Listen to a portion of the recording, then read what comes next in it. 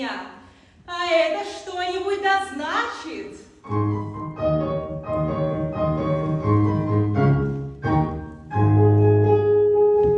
Пусть жива у супруга рука, мне не забыть моего муженька, как ревновать.